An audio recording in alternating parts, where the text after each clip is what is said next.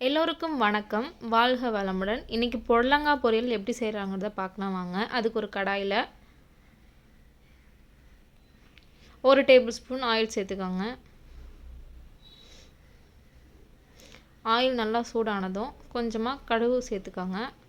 இதில் நீங்கள் கடலைப்பருப்பு வேணாலும் சேர்த்துக்கலாம். நான் கடலைப்பருப்பு போடல இன்றைக்கி. கொஞ்சமாக கருவேப்பிலை சேர்த்துக்கோங்க. நறுக்கி வச்சுருக்க வெங்காயமும் பச்சை மிளகாவையும் சேர்த்துக்கோங்க. இப்போ இதை நல்லா வதக்கி விடுங்க. வெங்காயம் ரொம்ப நேரம் வதங்கணும் அப்படின்லாம் அவசியம் இல்லை.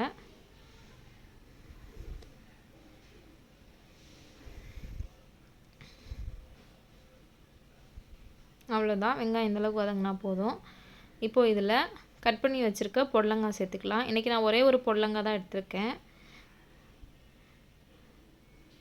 இப்போ புடலங்காய் அதில் சேர்த்துக்கலாம்.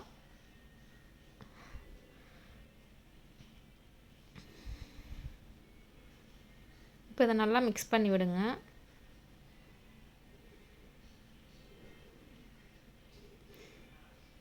தேவையான அளவு உப்பு சேர்த்துக்கோங்க.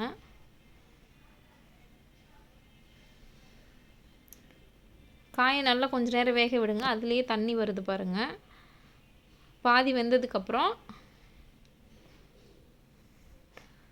சும்மா ஒரு 1/2 டம்ளர் அளவு தண்ணி சேர்த்துக்கோங்க. அவ்வளோதான், காய் சூப்பராக வெந்து ரெடி ஆயிடுச்சு. இதில் கொஞ்சமாக தேங்காய் பூ சேர்த்துக்கோங்க.